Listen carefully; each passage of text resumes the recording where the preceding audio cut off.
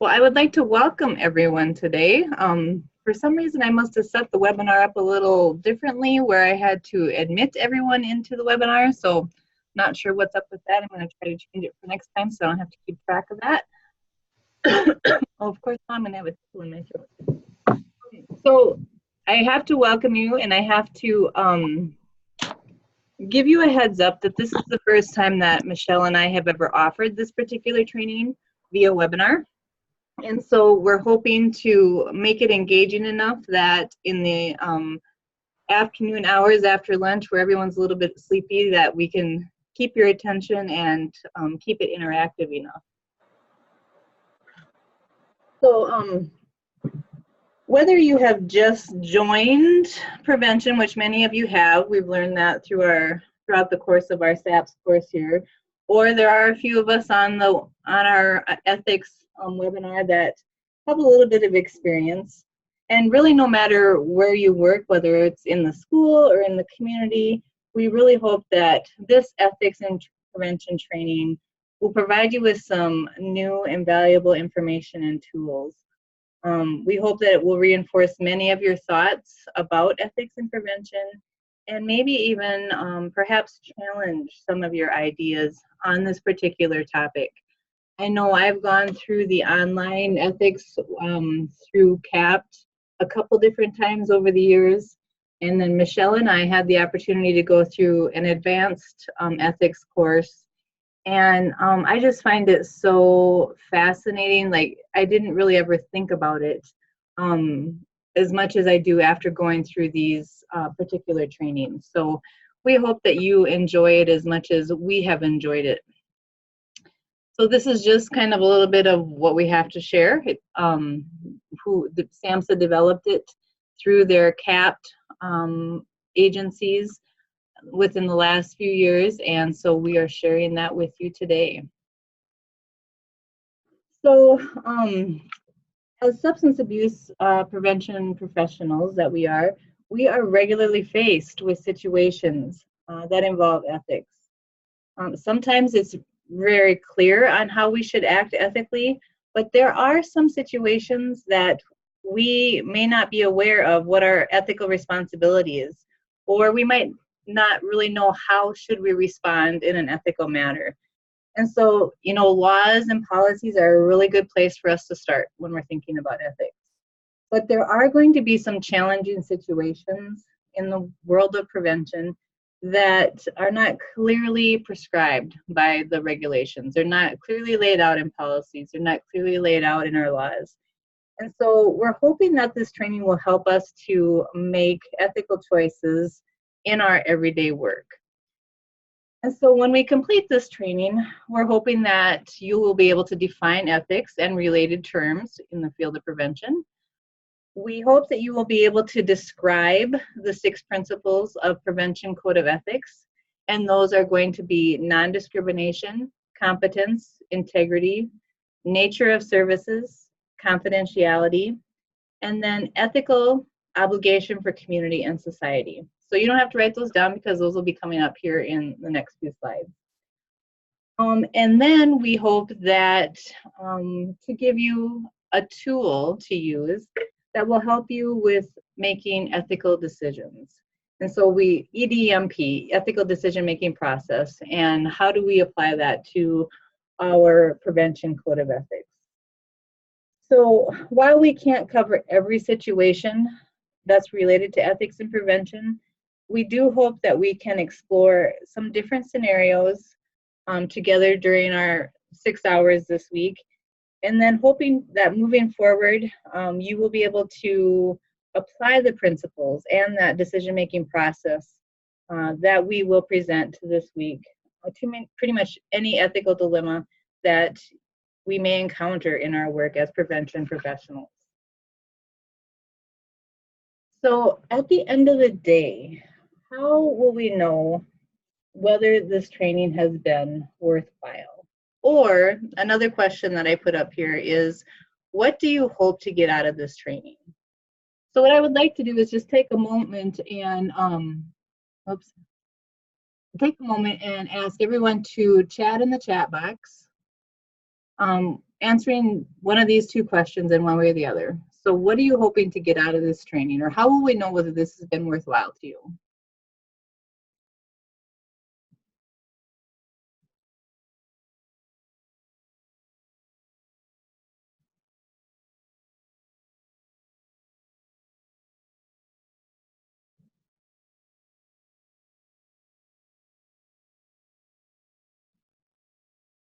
Okay, so D says to have a model or a process to use in most situations. Good, I hope we will be able to accommodate that as well.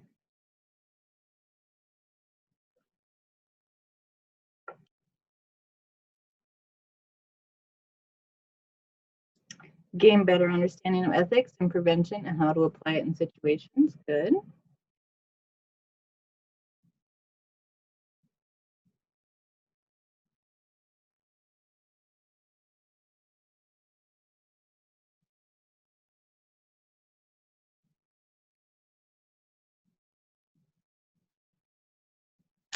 Have a better understanding of how to provide services ethically, especially learning how to act in difficult situations.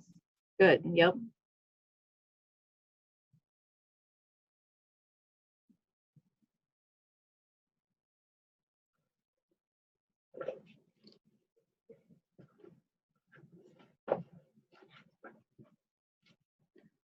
How to apply ethics in difficult situations. Okay, so I'm kind of seeing a little theme here.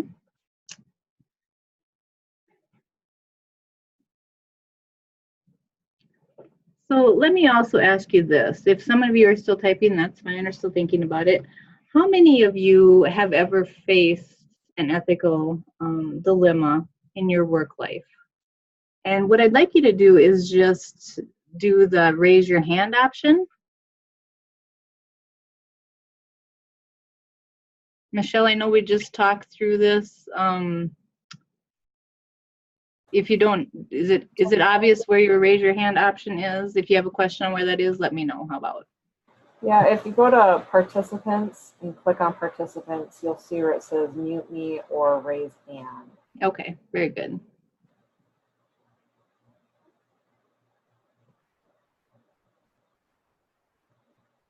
So gosh, yeah, I'm seeing about a majority of us that have had some ethical dilemma in our work life. And if I was raising, I would raise my hand as well. And, you know, there's something that's been kind of weighing on my mind a lot lately, even currently with my work life. And so I'm hoping that during this training, you will all come to realize that many of us do face ethical dilemmas. And even if you don't raise your hand right now, as we go through this, you might start thinking, oh yeah, that is maybe something that I would have raised my hand about, but you just aren't thinking of it right now.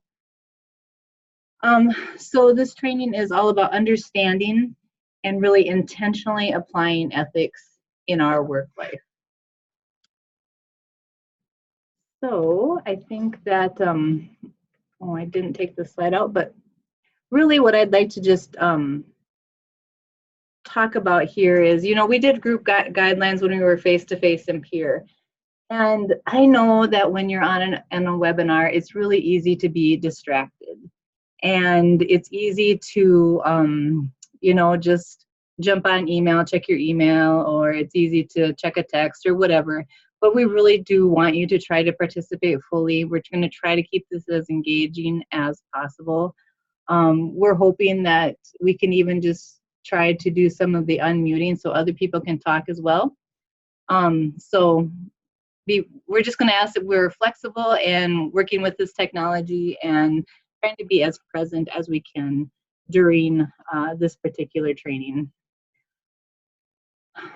So with that, we'll go on to the next one.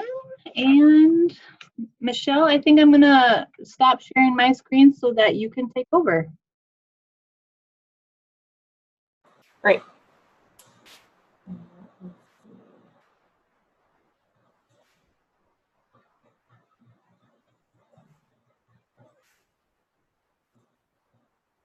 So can you share your screen?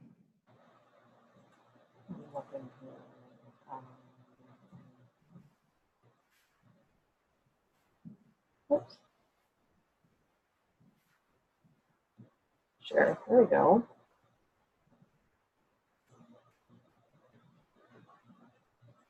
Does everybody see it? Yep, there it is. Awesome. Okay, is it in full screen for everybody too? It's not a full screen for mine. I see your things on the side. There we go. Good now? No, mine's full screen. Let me see here. What do I need to do to make it full screen for you guys?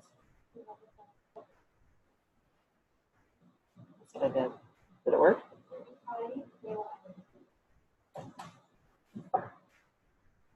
We'll get it here.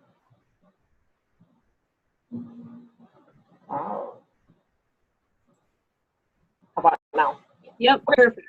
Yay. Okay, well, welcome everybody. So, ethics is a word we often use, but people may define it differently. So I am going to ask you again to use your chat boxes, and I want you to type in there what comes to mind when you think of ethics in prevention, specifically for prevention. What comes to mind when you think of ethics in prevention?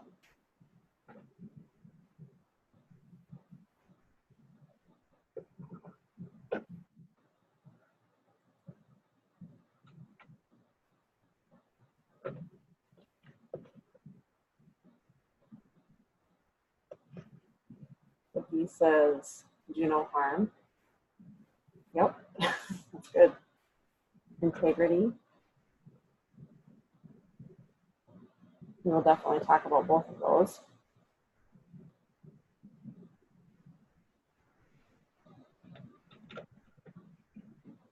Anybody else? Scope of practice, walking the talk.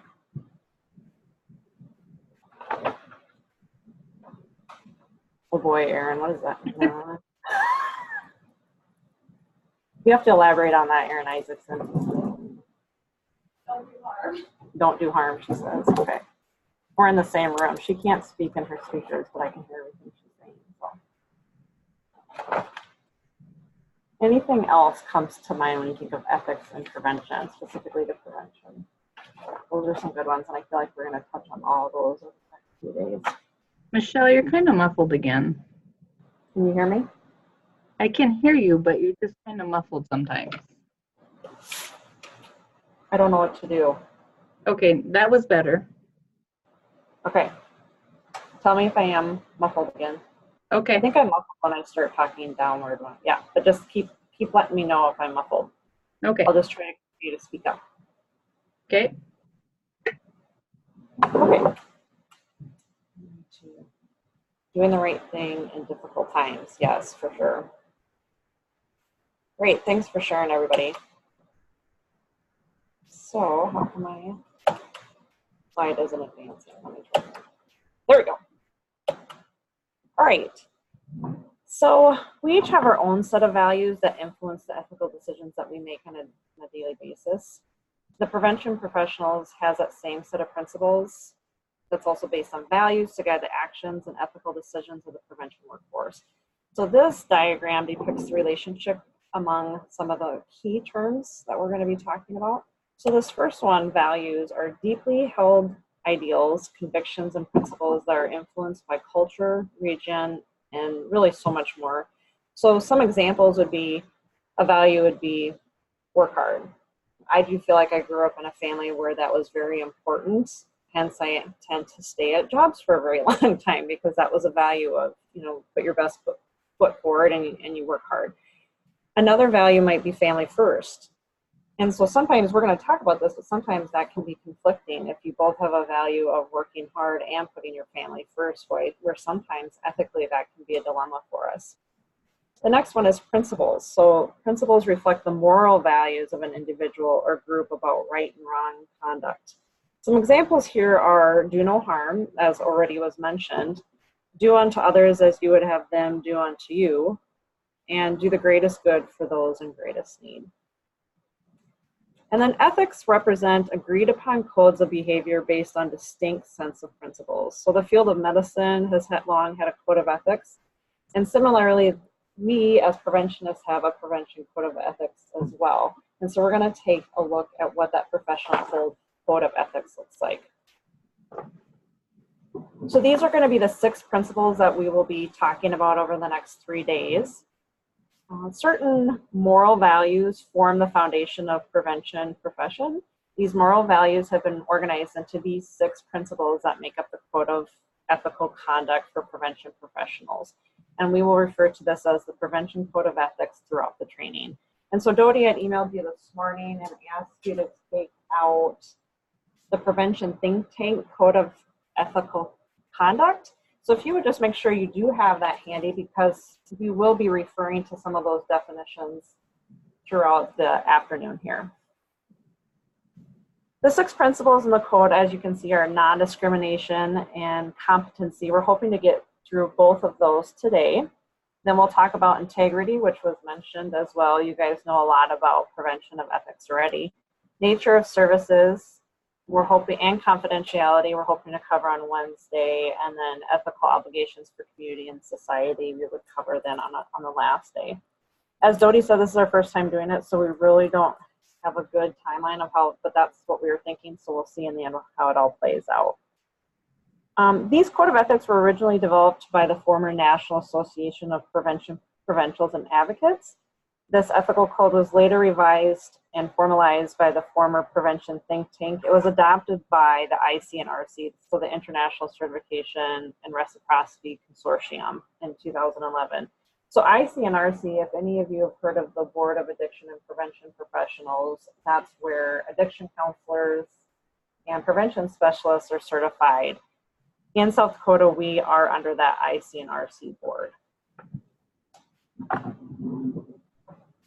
Dodie, do you have the chat box up in case there's any questions? I sure do. Okay. I'll watch it for you. Okay, thank you. Right. So what are your values? Here's some examples of some values you may personally hold. And I want you to take a moment and just look over these and think about how important each one of these is to you. So I'm just going to give you a moment to read through them and kind of think in your head, where would you put, maybe what would you put first? What would you put second? What would you put third as you look through these examples of values?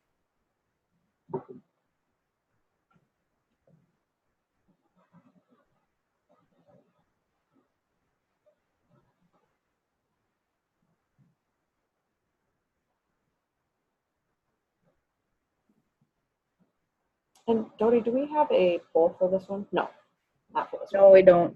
Okay.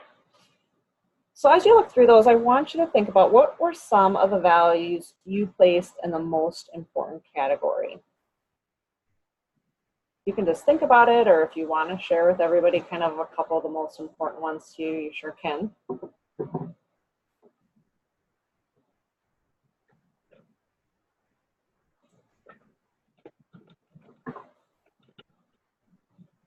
And then how about least important? So looking at maybe a couple that you found most important to you as a value, and maybe there was a couple that were towards the bottom of least important.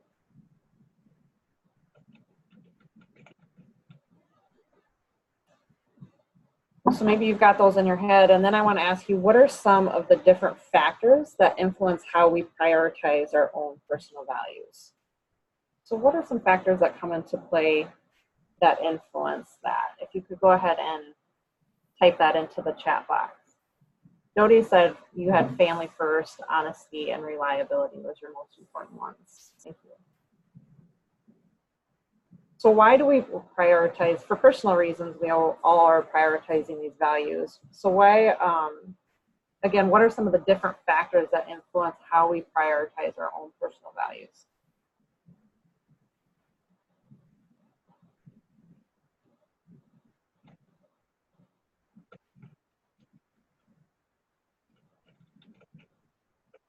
Environmental, yep, social norms can impact our values. You bet. Religion or spiritual beliefs.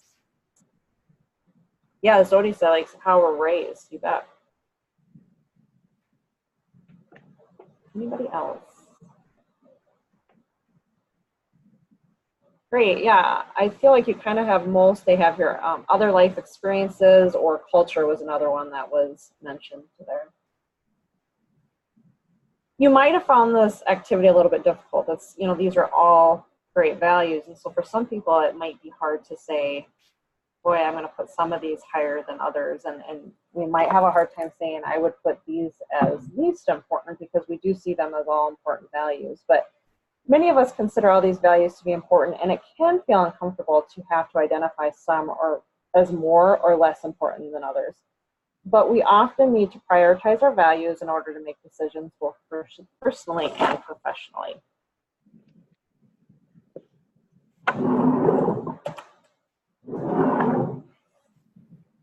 So as you can see here, understanding values can be complementary and values can compete or conflict. So acting ethically is fairly straightforward when values are complementary. For example, if you value success and hard work, you're likely to work late to meet a deadline. However, in some situations, values compete or conflict. Can anyone describe a situation where values might compete or conflict? I'm actually going to see if, Dodie, could you unmute everybody and just see if, let me see. Let's try it. Everyone's unmuted, so be careful what you say. So again, can anyone describe a situation where values might compete or conflict, and what values were involved?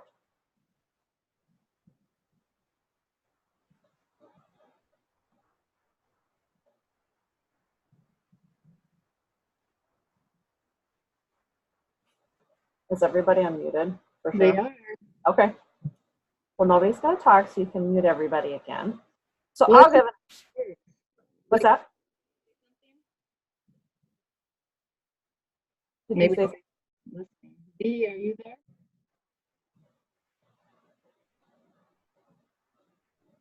Oh, no mic. So Dee just said they can conflict when there are two sets of different values with people. Right. Yep. Thank you, Dee. So yeah, here's an example of one. If you have a sick family member that you need to tend to, and you have a deadline at work, the value you place on putting your family's needs first may conflict with the value you place on hard work. In this situation, making a decision about what to do may be difficult. And I feel like if you're a mom or a dad, we've probably all experienced that. And even if you're caring for a parent, whatever it might be, but that can be really tough. You want to be a parent first, or you want to put family first, and you want to be home with your kids when they're ill and they need you. But it can really, as I said, I do put work, as a working hard is important to me. And so knowing I have a training or whatever it might be, it can put me at a conflict with those values for sure. And honestly, either way, I'm feeling probably somewhat guilty that I wasn't able to carry out my work duties, or guilty I wasn't able to be with my child. So ethical dilemmas most commonly occur when we have conflicting values. These conflicts can be internal within an individual or among colleagues within your agency or organization. All right. So I'll read that. You guys can go ahead and just read this, and I'll read it out loud as well. And then after I read this, Dodie's going to put up a poll with a couple of questions for you. So Amy has the opportunity to apply for a new position that will advance her career. However, when she learns that her friend Tina is going for the same position, she decides not to pursue it for fear of jeopardizing their friendship. So a couple of things that we're going to pull you on is, of the values you see here, which do you think had the greatest influence on Amy's decision? Okay, just a minute. Something happened. Let's do launch. Okay, there we go. And then which two values do you think are in conflict for Amy?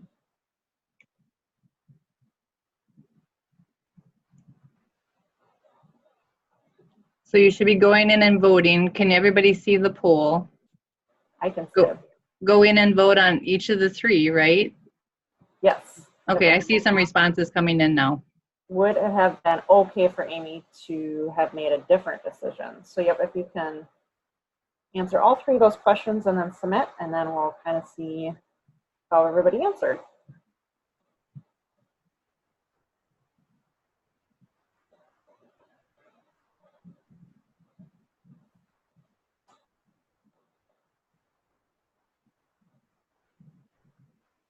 Do you feel like most people have answered, Dodie? Yep, I have, so I'm gonna do, we have 6 of 8, so I'm gonna do end polling. And I'm going to share results with you. Can you see them? Yes, thank you. So yes, absolutely, that first one, of the values you see here, which do you think had the greatest influence in Amy's decision? Yeah, it was loyalty to her friend, right? So everybody agreed upon that one. Which 2 values do you think are in conflict for Amy? So right here they say achievement and loyalty, because in this situation, Amy had to make a difficult choice between conflicting values, achievement and loyalty. She wanted to, get that opportunity to achieve in her career, but she also wanted to maintain loyalty to her friend as well. And then the last one, would it have been okay for Amy to have made a different decision? Yes, absolutely. So there's no clear right or wrong way to resolve this ethical dilemma. Amy had a decision based on her personal values. So knowing what to do and how to respond when your personal or professional values conflict isn't always easy or clear. Personal or professional codes of ethics can help us make these difficult decisions. Great. Thank you, Dodie. Yep. We feel so accomplished that Dodie could get these polls. Well, we got one done. I don't know how to get to the next one, but we'll figure it out. All right, so the Prevention Code of Ethics can help prevention professionals avoid unethical behavior, and there's 2 types of unethical behavior. So the first one is commission, and that's when you say or do something that is unethical. And the other one would be omission, and that is when we are failing to take action when you see something unethical happening. Okay, so we're going to do a couple of situations to help us understand the difference between commission and omission. So the first one is the prevention training manual you created includes images and pictures that you found on the internet, but you didn't obtain permission to use them. Do you feel like that would be commission or omission? You can go ahead and just type it into the chat box.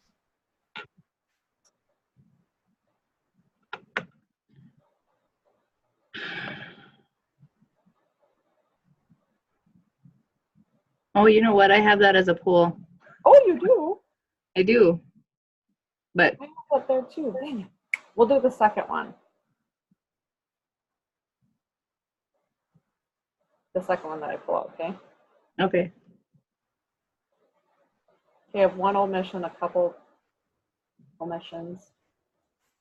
So it actually is commission because you engaged in an unethical behavior by including images in your training manual without permission that were not your own or your organization's. So again, commission is when you say or do something that is unethical. And if I was this person that did that, I did something that was unethical myself because I knew that I needed to obtain permission before using it.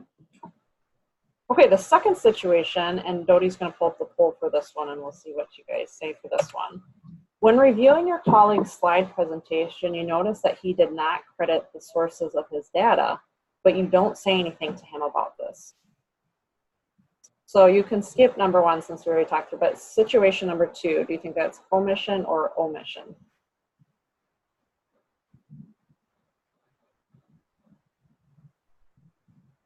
We have overachievers because they're doing the first one also. That would totally be me too, so I can't even fault them for it.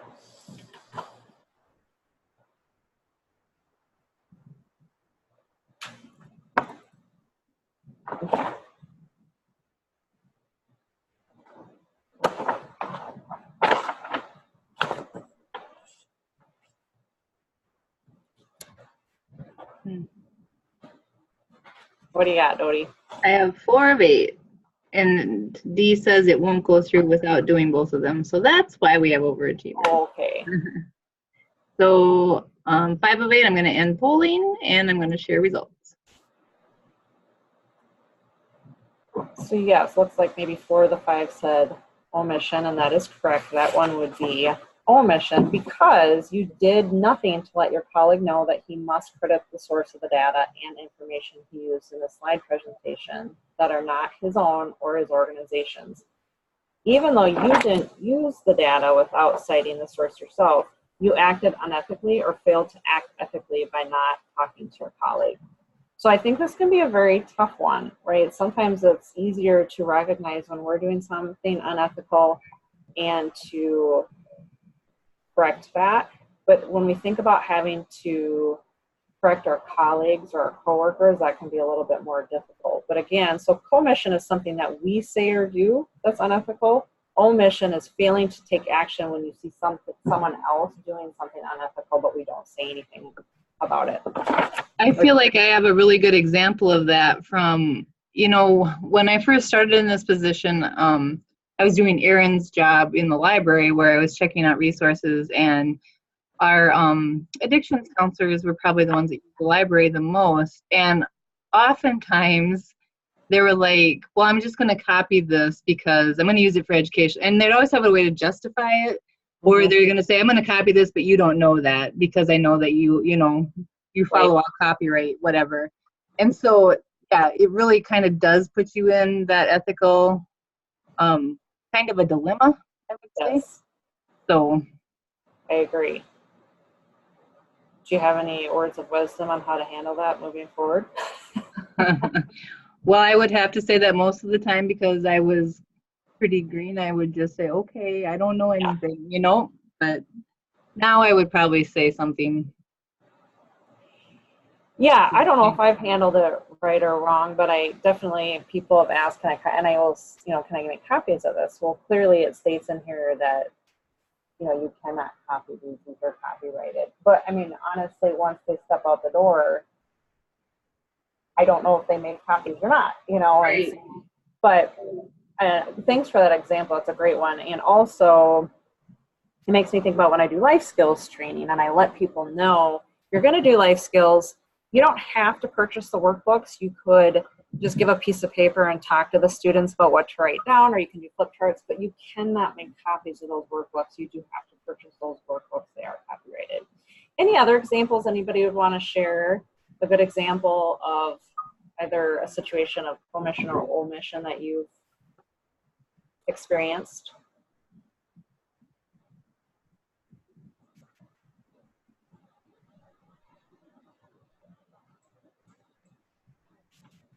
Right. I don't see anything coming in, and sure can if you would like, but I'll keep moving forward here. So why a code of ethics? To summarize what we've discussed so far, personal and professional values can compete and conflict, and it's not always clear what to do when we're faced with an ethical dilemma. And so we gave that example of the gal who had a sick child at home, but also had a deadline to meet at work. And so we can see how that personal and professional values can conflict at times. Unethical behavior can include both actions taken as well as not taken. So that's important for us to look at again. Sometimes it's easier to recognize the unethical behavior that's happening, but also knowing that if we see it and we don't say anything, that is us being unethical as well. A code of ethics based on the values and principles of a professional group can help individuals reorganize and avoid unethical behavior in their work. And so we'll talk about here this afternoon a little bit about, does your agency have a code of ethics? Do you know what to do if you do encounter an unethical situation? But the Prevention Code of Ethics does more than just prevent unethical behavior. You can think of the Prevention Code of Ethics as a guide for professional conduct. The Prevention Code of Ethics can help us respond appropriately to ethical dilemmas, make sound and respectful choices each day, create a climate of respect, and protect those involved in and served by prevention activities.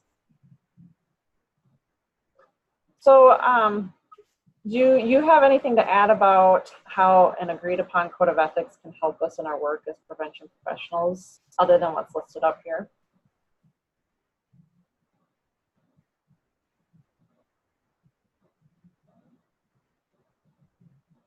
I think this is a pretty good list. So this is just our intro. So during the next part of this training, we're going to explore the expectations of and some key topics included in the 6 principles that make up the Prevention Code of Ethics. Once we've discussed the entire code, we will present a decision-making process, so that will be on Friday, that you can use to apply these principles and resolve ethical dilemmas in your prevention work. And so I think that's always beneficial to be able to work through some scenarios to help us put it in real life so that when we go back to work, we can put it into action. In your binder, you will find summaries of all the information we cover in this training. And since we're only going to scratch the surface on many of our key topics today, you will also find links to additional resources so that you can learn even more about it as well. So with that, I'm going to unshare my slides and let Dodi share her slides again, because she will be going through the first section here with you. Okay, Michelle, what did I send out for you this morning? Was it the CPS Code of Ethics? Yes. And were you going to share that piece or did you already talk about that? I'm going to share it when I do my other PowerPoint. Okay, gotcha. Just wanted to make sure. I had CPS ethics written down by that, so I didn't know. Okay. Okay. So we're going to, oh, whoops, just a second, sorry.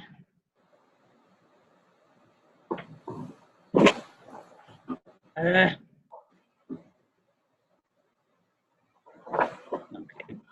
Can you guys see my, let me see. I need to share. We'll get there yet, I promise. I can see it. Can you see it? Yep. Very good. But you can see my notes there too, right? There we go. Okay, so just a second. I want to get it so that I can see, manage my participants, and I want to see the chat. Maybe. Chat. Okay.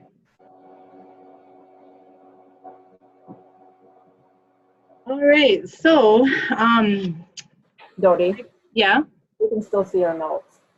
you can? Yeah. I can't.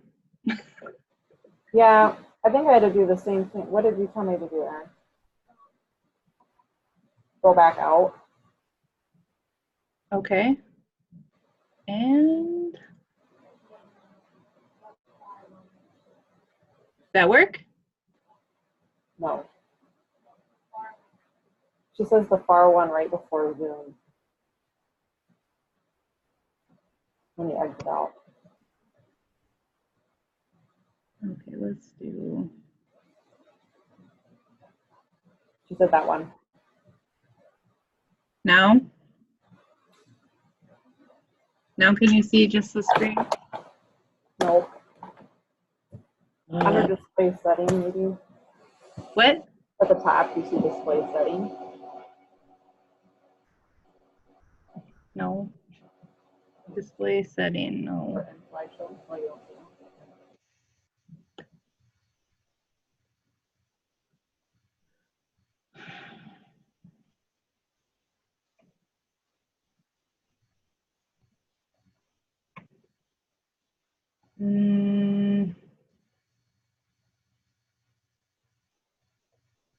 So you can, what can you see right now?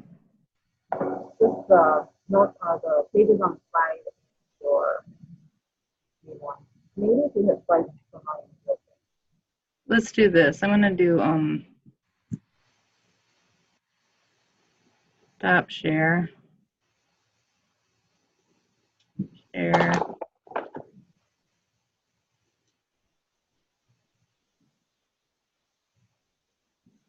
Now? Looks good. Looks good? Yep. Yay, okay, sorry about that. All right, so now just a minute, I gotta pull up my chat again. Manage participants and chat. Okay. All right, so we're going to, like Michelle said, we're going to talk about the non-discrimination and competence today. So I'm going to start off by talking about non-discrimination. So, so let's begin thinking about non-discrimination by first looking at this scenario that we have up here on the screen. This is a staff from an urban prevention agency, and they are in a meeting and they're discussing the upcoming awards ceremony for its peer leadership program. The program that they're talking about serves a mix of both low income, inner city youth, and middle class suburban youth. Okay, so we're going to read through these scenarios here. If you'll notice on the left, we have Leslie, who is a program leader. Kyle, who's the program director, and then Marty, who is the agency director. So Marty comes to the meeting and says, I have some great news. A good friend of mine just opened a beautiful banquet hall about 15 miles outside the city. He's offered to donate the facility for our awards ceremony. So that sounds fairly exciting, right? Who wouldn't want to jump at that opportunity? Well, Leslie then says, wow, a banquet facility. That would be so much nicer than holding the ceremony in our gym. But won't that increase the cost of our food? We were just planning to serve pizza. And then the program director says, or not the program, the agency director says, not a problem. My friend is also donating a full meal for the kids and their parents. So it's sounding pretty good, yeah, right? But Kyle says, that sounds pretty great, but many of the families living downtown will have a hard time getting all the way out there. Plus, we've already talked to everyone and they are expecting the event to be in the gym as usual. Some of the neighborhood kids have even started making decorations.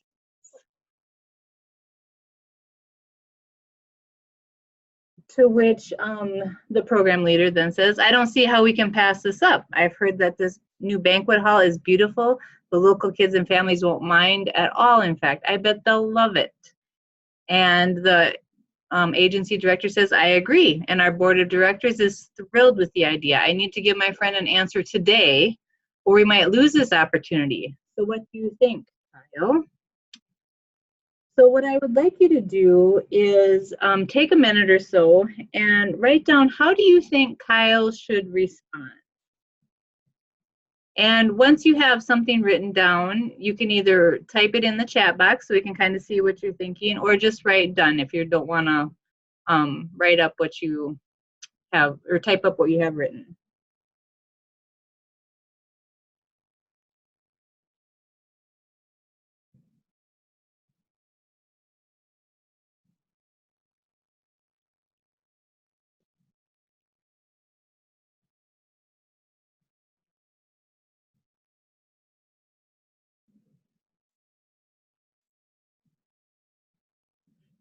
So what do you think Kyle should do? Okay. So he's asking himself, how can we transport them there? What is your friend getting out of this? Yeah, is there an ulterior motive? Yep.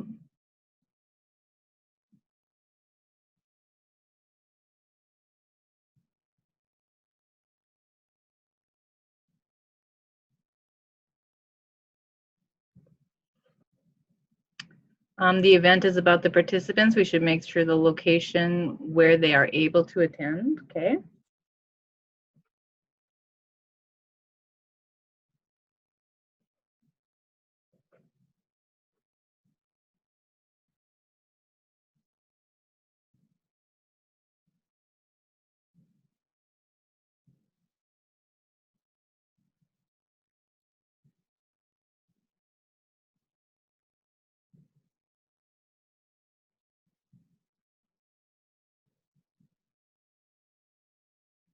Any other thoughts?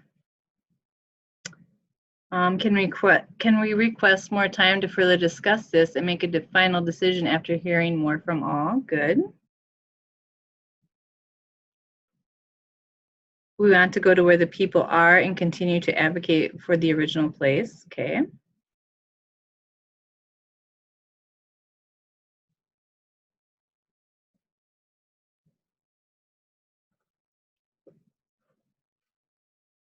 You should ask the participants, very good.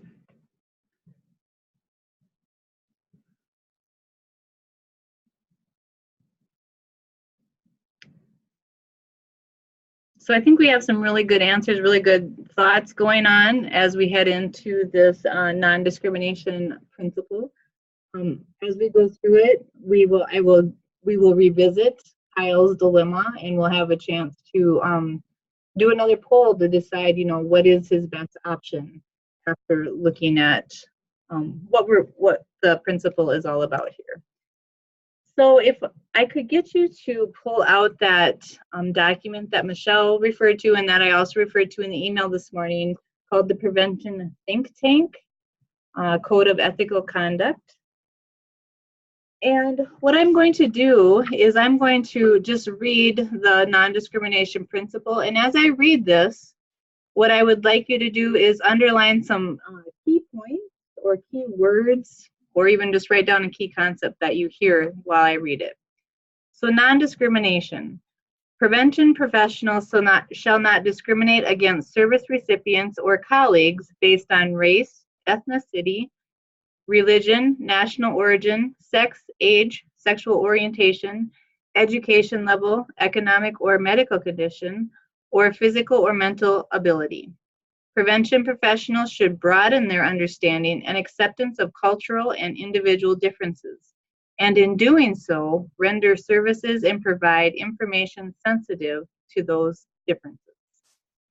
So what are some keywords? Can I get you to just type a couple keywords that you heard or key concepts in the chat box?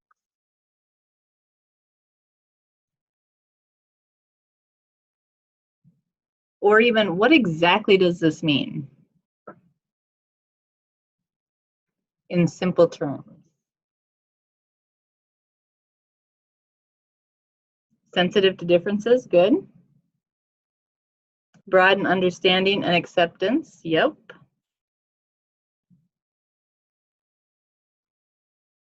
Treat everyone the same, give opportunities to all, yep. Broaden understanding to culture, good.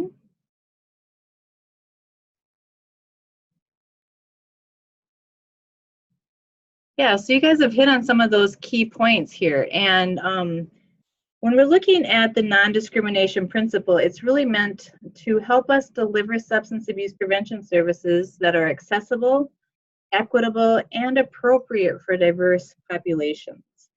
We know that substance abuse can affect anyone, right? It doesn't matter where you come from, what walk of life you're from, anything. Substance abuse can impact you. And so we need to ensure that people can access and benefit from prevention services. And so we as professionals must really strive to create environments that are free from bias and discrimination. I've been reading this book that has nothing to do with prevention. It's called, I think it's called Searching for Sunday.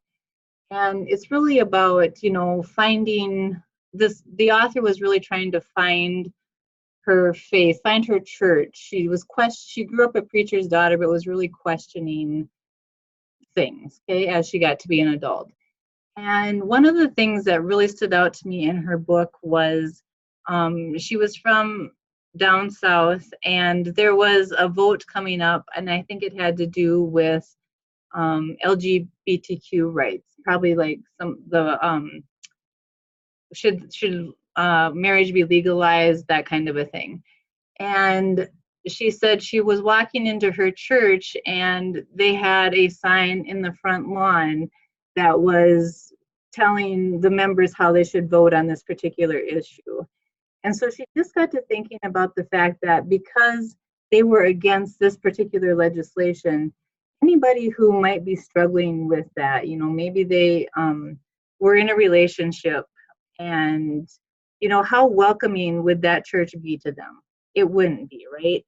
And it just really got me to think about how we need to make sure that we are inviting to all as prevention professionals, and making sure that we're serving the entire population as best as we can. So at the same time, this principle, non-discrimination principle, really calls for more than an absence of discrimination. It also calls for that cultural competence. So we need to have that genuine cultural awareness, cultural sensitivity, and the appreciation for other cultures throughout the entire prevention process. And so, you know, really the key concepts are on this slide, where we need to avoid and prevent discrimination. We need to comply with the anti-discrimination laws and regulations, and we need to promote that cultural competence. So we need to first understand what discrimination is. And discrimination refers to that unfair or unequal treatment of an individual or group based on certain characteristics. So I'm going to ask you to chat again. What are some examples of different individual or group characteristics that people may discriminate against? So what are examples of characteristics that people might discriminate against? So race, I see. What else?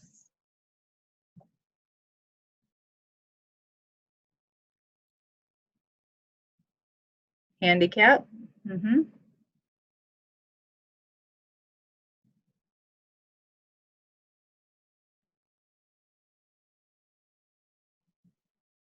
Religious, spiritual beliefs. Yep.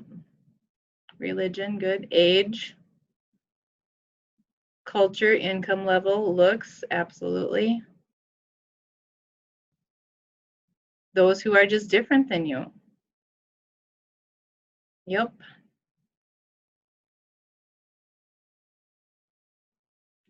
So yeah, some of the things that I have, we've already mentioned: the age, disability or medical status, economic status, education level, ethnicity, gender identity, location, whether you're rural or suburban or urban, marital or caregiver status, national origin, physical features, religious or political beliefs, sexual preference, history of mental illness or substance abuse. So what I would like to do is ask you to use your raise your hand option again, and let us know, have you ever experienced discrimination based on any of these characteristics, or been aware of discrimination against others with these characteristics? I'm guessing that most of you want to raise your hand. So let's just see what we got.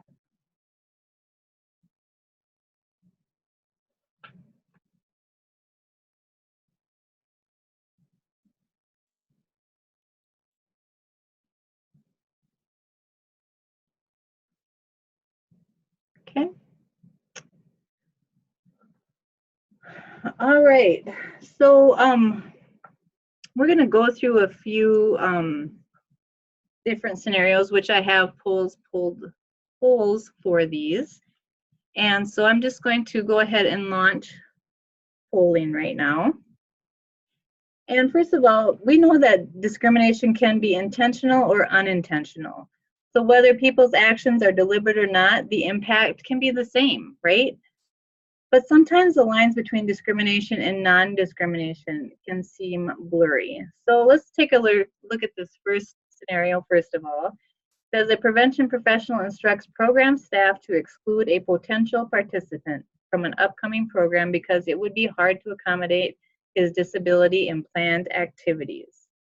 Did the prevention professional discriminate against the participant? Yes or no? So I got 5 yeses already, 6 yeses. So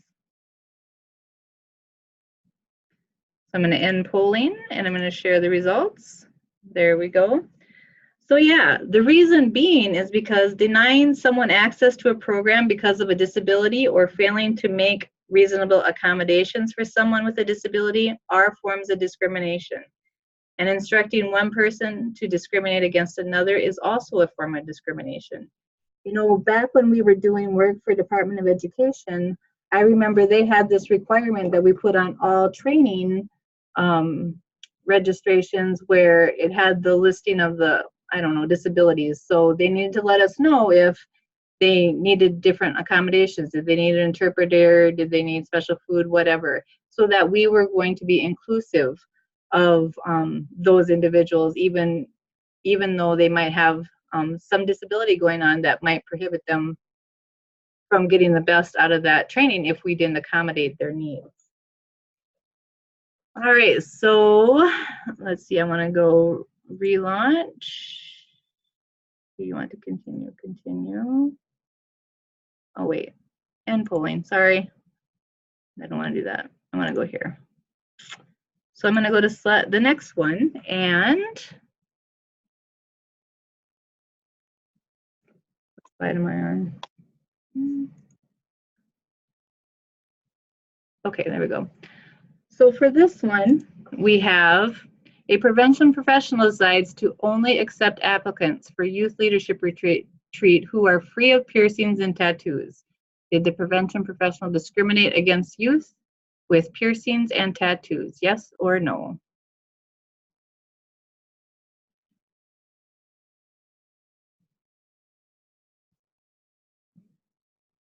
Okay, I'm going to end polling, share results. So we have a few yes, one no. The answer is actually yes, and the reason is this: making a rule that is not based on actual job or program requirements and disadvantages an entire group from consideration is a form of discrimination.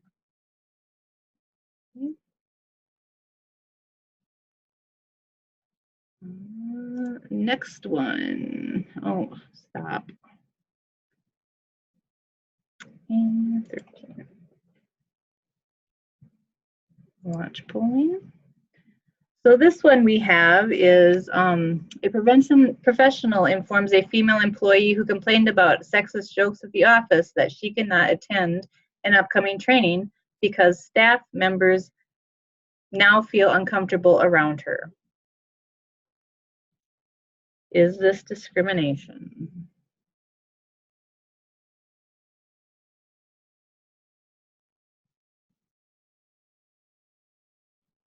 Okay.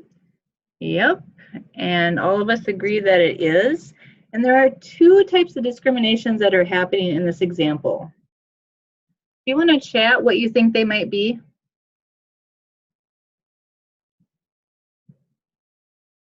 What are some ideas? What are the two reasons why this is a discrimination? Harassment is one. What would be the other?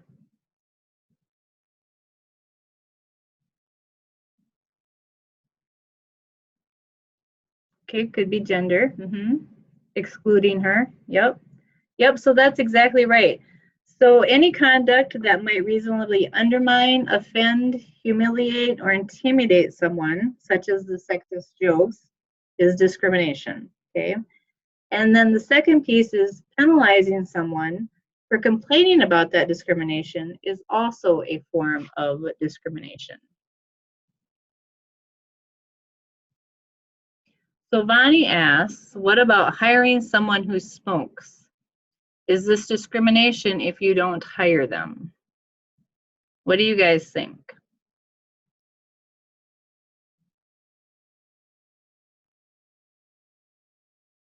Yes.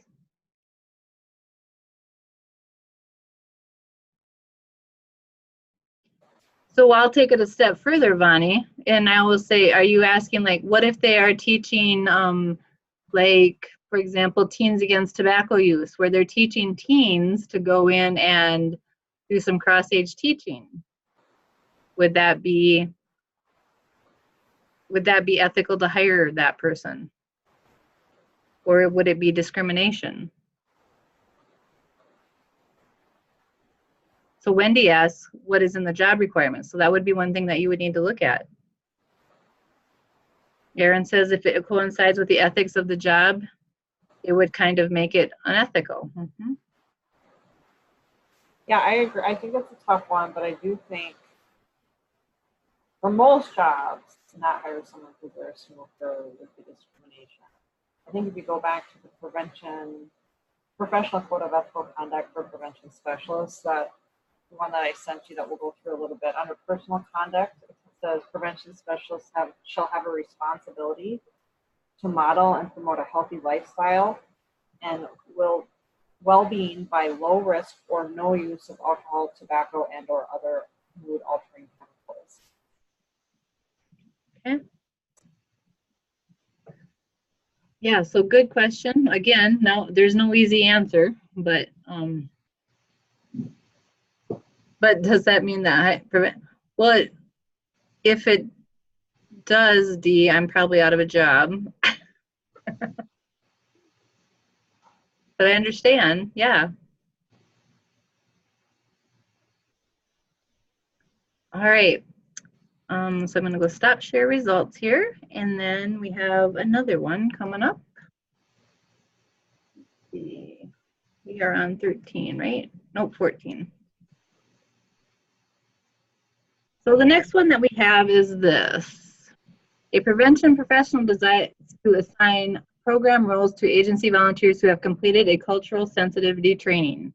Did the prevention professional discriminate against any of those volunteers? Yes or no?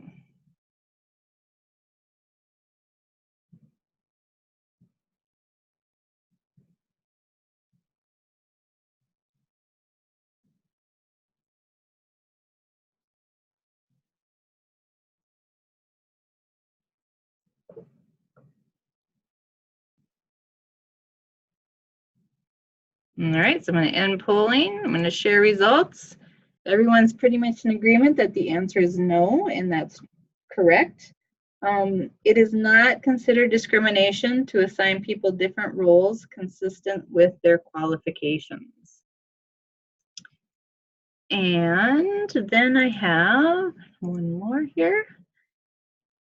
And this one says, a prevention professional asked 2 youth task force members to wait in the other room during a task force meeting while adult members finished discussing one of the agenda items.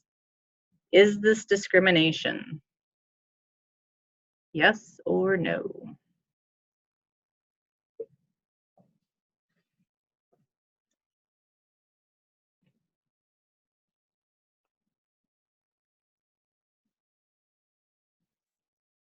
Oh man, we are tie ball game here. Does anyone want to give their reasons? I have no idea who said yes and who says no, but why do you think that this is discrimination or isn't discrimination?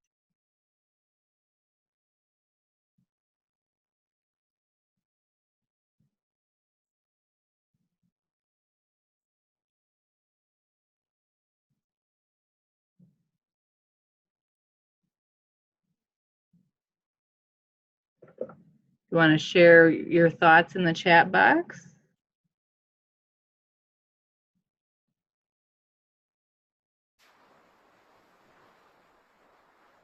Or say them out loud.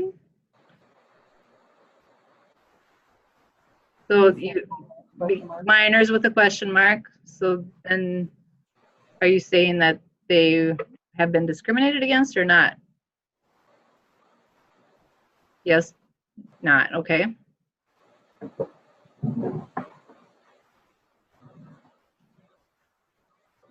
Well, the answer is this. The answer is that yes, they did discriminate against the youth task force members because physically separating people based solely on personal characteristics such as age is a form of discrimination.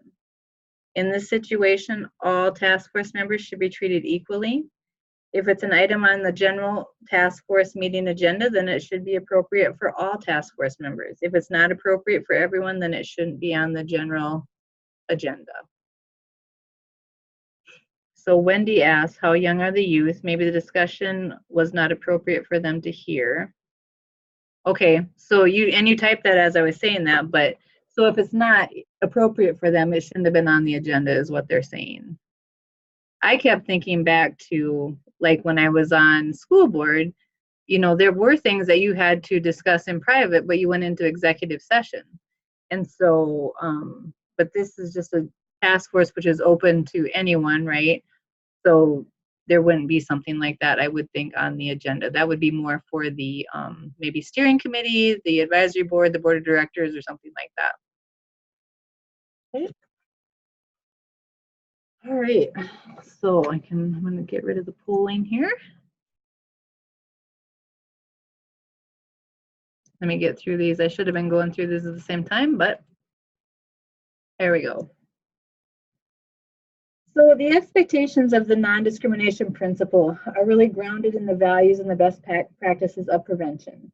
In many cases, they are also required by law. The federal anti-discrimination laws include the Civil Rights Act of 1964, which prohibits discrimination based on race, religion, sex, national origin, and other characteristics. Also, the American with Disabilities Act of 1990, which prohibits discrimination based on disability under certain circumstances. And then also the Equal Pay Act of 1963, which prohibits sex-based wage discrimination. So in the back resources section of what we sent you, there is more information about these laws in particular. And there might be additional laws within our state and within your agencies and organizations. And so it's important to just really do your research on how to prevent discrimination and promote the cultural competence. It's really our responsibility as prevention providers to know about all these laws and regulations at each of the levels, because failure to comply may really damage relationships with program participants and result in the loss of certification or program funds, potentially even some litigation. So according to the Prevention Code of Ethics, prevention professionals are expected to avoid discriminatory practices in all forms, whether it's direct or indirect, intentional or unintentional. Yet just avoiding these practices isn't enough to fulfill the expectations of this principle. We must also strive to be culturally competent in all that we do. So cultural competence really describes the ability of an individual or the organization to interact effectively with members of diverse populations. As professionals in the prevention world, we must really understand the cultural context of the populations and the communities that we serve. And we must have that willingness to work with them and the skills to work with them to produce the positive change that we are hoping to produce. So can any of you think of an example in different ways you've made your prevention practices more culturally appropriate to community members? I think we talked a little bit about this when we were in peer, when we were talking about cultural competence. Is there like one specific example that kind of stands out to you that you have done well when it comes to that in your communities? If so, you can type that in the chat box.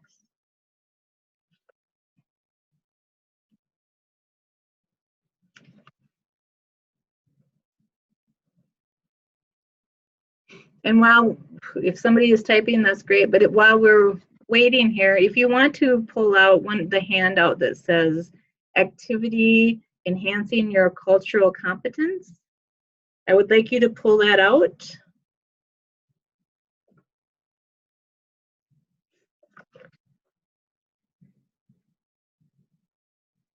And what I want you to do is I want you to look through the prevention practices. So I do have an example that Michelle just shared with closed caption DVDs for the deaf or hard of hearing. Absolutely great example. So I want you to pull this out and take a look at it. I'm trying to decide if I should, does everybody have it? Does everyone know what I'm talking about? Raise your hand if you have that particular handout in front of you. Enhancing your cultural competence.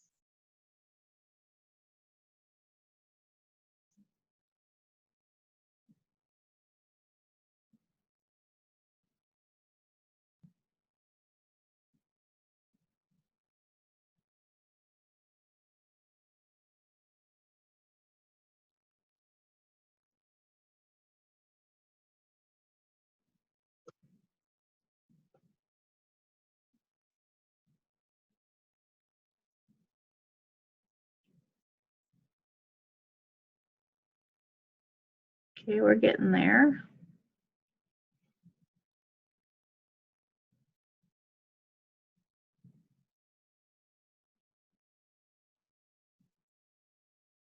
So yeah, if you absolutely can't find it, let me know and I can try to pull it up on the screen here.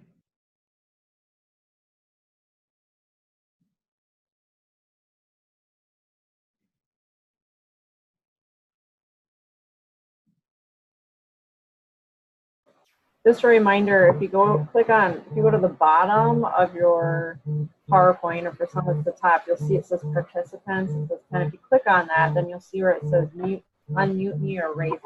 That's where you can click the raise hand.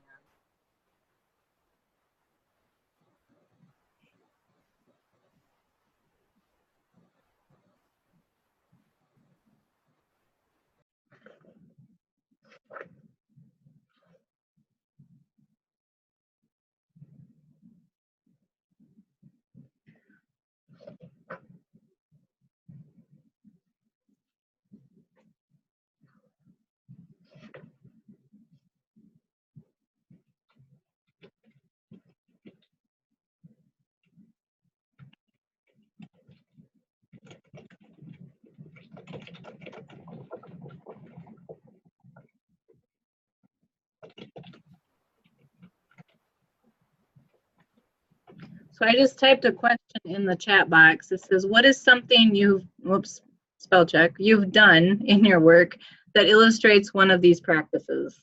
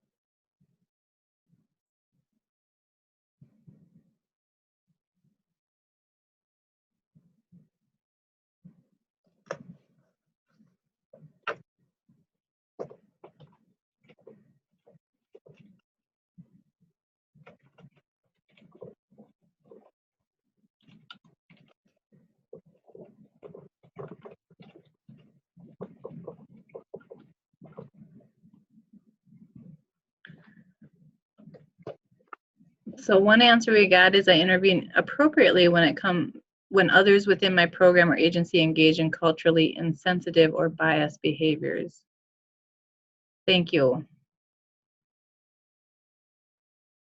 So I also typed in there, I want you to identify an action step that you'd like to take to enhance one of these practices. And you don't have to share that, but I would like you to write it down here at the bottom of the page where it has room to do that.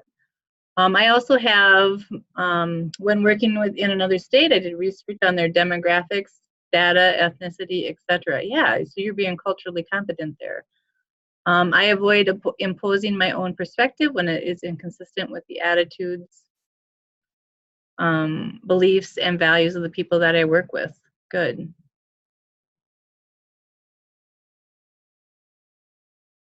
Okay.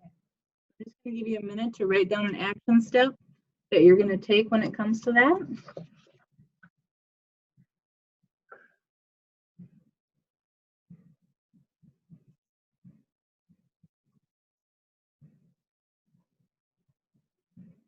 And so now that we have learned about the non-discrimination principle, let's take another look at our scenario that we started out with. So remember we had Marty, who was the agency director, Leslie, the program staff, and then Kyle was the prevention program director. They're trying to decide whether to move their awards ceremony from the gym to the banquet hall in the city. She says, I don't see how we can pass this up. I've heard this new banquet hall is beautiful. The local kids and families won't mind at all. I bet they'll love it. He says, I agree. The board of directors is thrilled with the idea. I need to give my friend an answer today or we might lose this opportunity. So what do you think we should do, Kyle? So I think that I have a poll for this. And, oh, did I not stop sharing results? Sorry about that. What should Kyle do? So, should Kyle agree to hold the awards ceremony in donated banquet hall since his agency director and board of directors support the plan? Should he refuse the offer of the donated banquet hall since transportation will be a challenge for many participants and the group already agreed to hold the event in the gym? Should he insist on checking with the participants as to whether the banquet hall is an acceptable alternative, even if taking the time to do so means risking the loss of the facility and disappointing his agency director and board of directors? Or should he only agree to the awards ceremony in the donated banquet hall if the agency can provide free transportation to the event?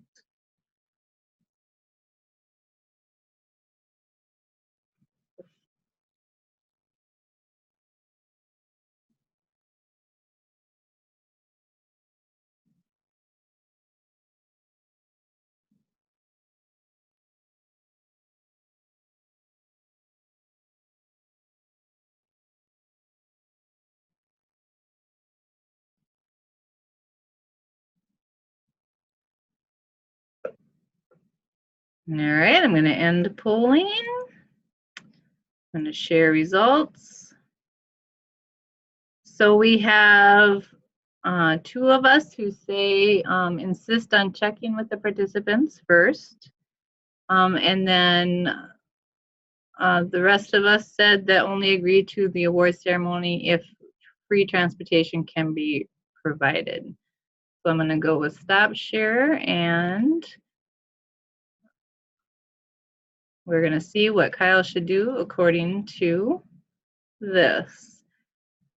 So what they recommend is that he should insist on checking with the participants as to whether this is an acceptable alternative, even if it means taking the time. I mean, how many of us haven't been in that situation where I have to know today? So you kind of have to make that decision. And sometimes you just have to say, to be culturally competent, you just have to say, you know, I have to check with them. I have to make sure that this is okay, at the risk of losing this beautiful banquet facility. But really, when you think about it, what are they out? Because they could still offer this in the gym, right? So we also had quite a few that voted for number 4. And what they say is that actually this approach is consistent with part of the principle, but it really does not address the cultural competence. So while Kyle's intentions may be good, the agency is still retaining all the decision-making power, and they're not really getting the feedback from the participants. And so in transportation might not be the only concern. Some participants, participating youth and families may enjoy attending this event in the gym, and they might feel less comfortable in that banquet hall. So this option doesn't give the focus population a chance to weigh in on where to hold the awards ceremony. So we've really finished exploring the non-discrimination principle with the key concepts of avoiding and preventing discrimination against others, including colleagues and service recipients in our work, knowing and complying with all relevant federal and state and jurisdictional and organizational anti-discrimination laws and regulations, and striving for cultural competence in all prevention practices, and continually reflecting on and enhancing our own cultural competence as prevention professionals. So with that, Michelle, what do you think? We're just gonna plow right on? Do we want to poll everybody? And just, we were talking about maybe taking a quick 5-minute break. If some of you could yeah, thank you. Okay, so how about raise your hand if you would like a 5-minute break, or if you'd like, and if you don't raise your hand, we'll assume you want to punch through.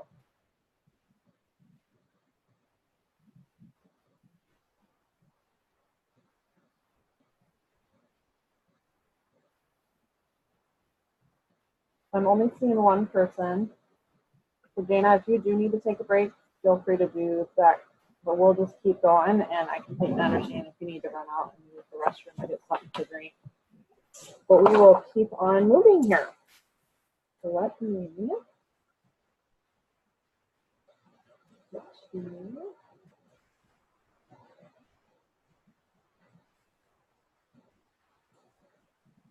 What do you guys see? I see your notes.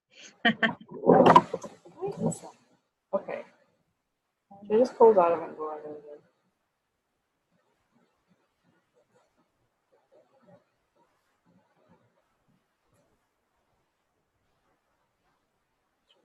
Train stop with the short numbers.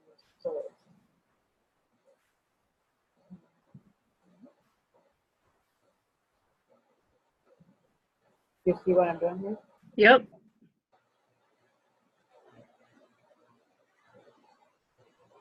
We might need to rethink this system for next time.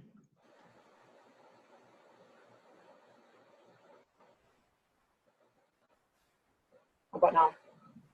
I still see your list of your folder listing.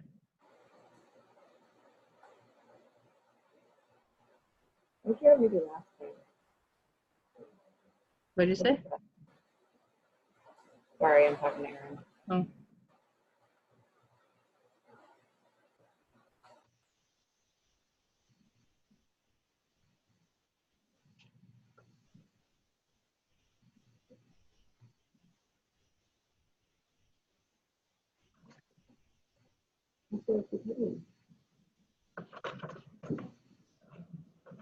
Your screen.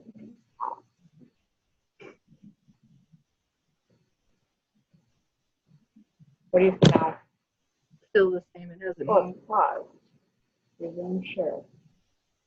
What do you see? Your listing of folders. Can you stop? Oh, I'm going to stop share.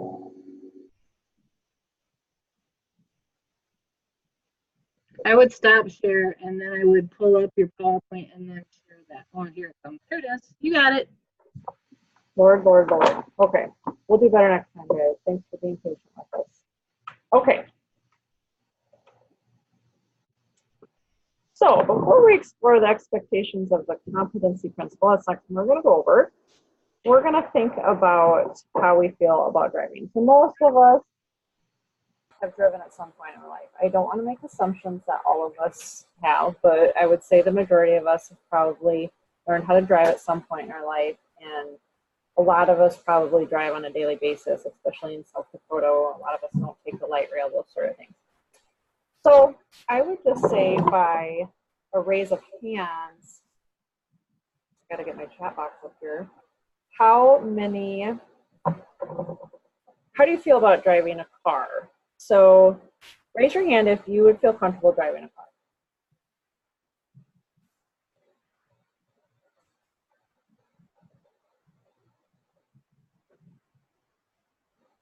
Most people are saying yes.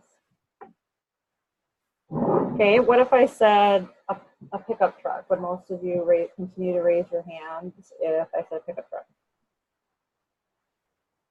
Most of you seem like you. Okay, how about a bus? Would you feel comfortable driving a bus? A couple hands are going down.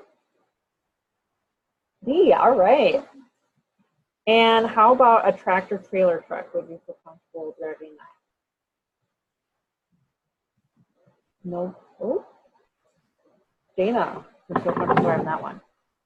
All right. What if we switch? You all pretty much said, those that rose your hand said you would feel comfortable driving a car.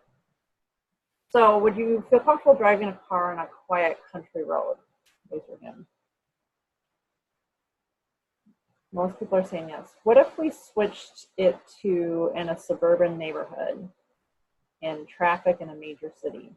I'm sorry, first in a suburban neighborhood. A lot of you said yes.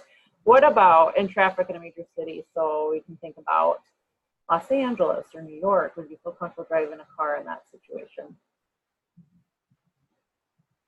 There's 3 of you still raising your hand. How about driving a bus in a major city?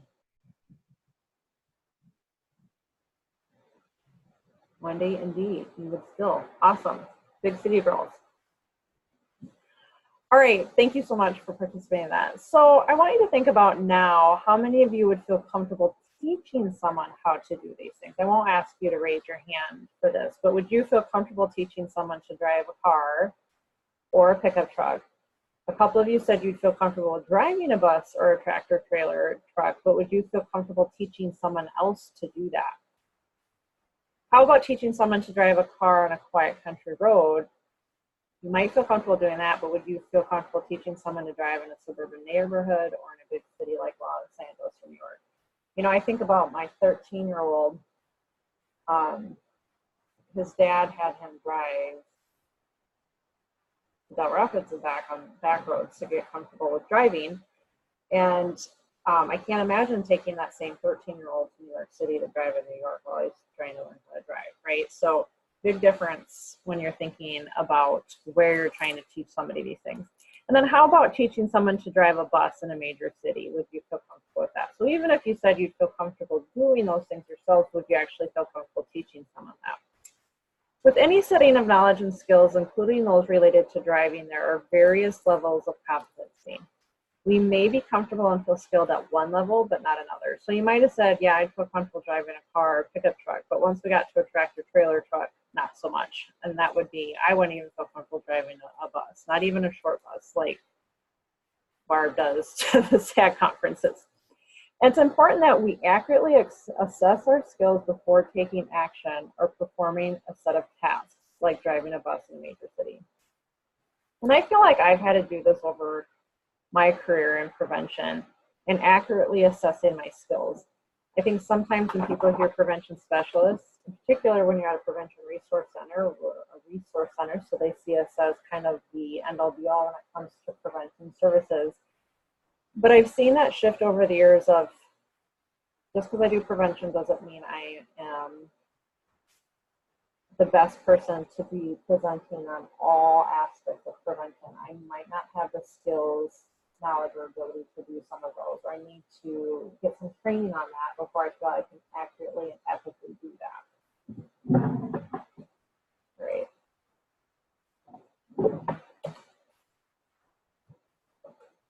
So, if you would pull out that Think Tank Code of Ethical Conduct again, and you'll see the list principles. Jody already went through non-discrimination, and now we're going through competency. Is there anybody that is able to use your speaker, if we unmuted you, that would be willing to read that out loud to everybody versus listening to me read it?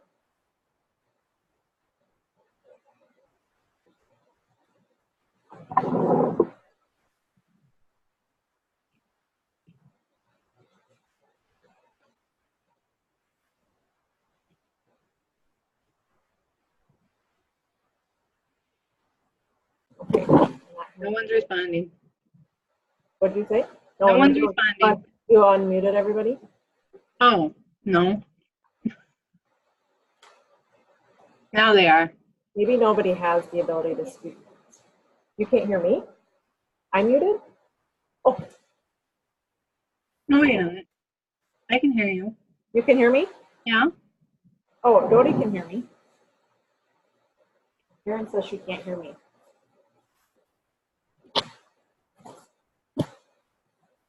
Okay, can you hear me now? Can you hear me, Jody? Yeah, I can hear you. So can Wendy, she just said. Okay. I don't know why Erin can't hear me. Okay, I'm just going to go ahead and read it. So, same thing. As I read this out loud, I want you to think about what does this exactly mean, or what are some of the key words, phrases, or concepts that you heard after I read this. Prevention professionals will master the prevention specialty's body of knowledge and skill competencies, strive continually to improve personal proficiency and quality of service delivery, and discharge professional responsibility to the best of their ability. Competency includes a synthesis of education and experience combined with an understanding of the cultures within which prevention application occurs. The maintenance of competency requires continual learning and professional improvement throughout one's career. Professionals should be diligent in discharging responsibilities. Diligence imposes the responsibility to render services carefully and promptly, to be thorough, and to observe applicable standards. Due care requires prevention professionals to plan and supervise adequately, and to evaluate any professional activity for which they are responsible. Prevention professionals should recognize limitations and boundaries of their own competency and not use techniques or offer services outside those boundaries. Prevention professionals are responsible for assessing the adequacy of their own competency for their responsibility to be assumed. Prevention professionals should be supervised by competent senior prevention professionals. When this is not possible, prevention professionals should seek peer supervision or mentoring from other competent prevention professionals. When prevention professionals have knowledge of unethical conduct or practice on the part of another prevention professional, they have an ethical responsibility to report the conduct or practice to funding, regulatory, or other appropriate boundaries. Prevention professionals should recognize the effect of impairment on professional performance and should be willing to seek appropriate treatment. A lot of things going on there, but as we read through that, what does that exactly mean, or what are some of the key words or phrases or concepts that you've written there if you want to just take that in the chat box?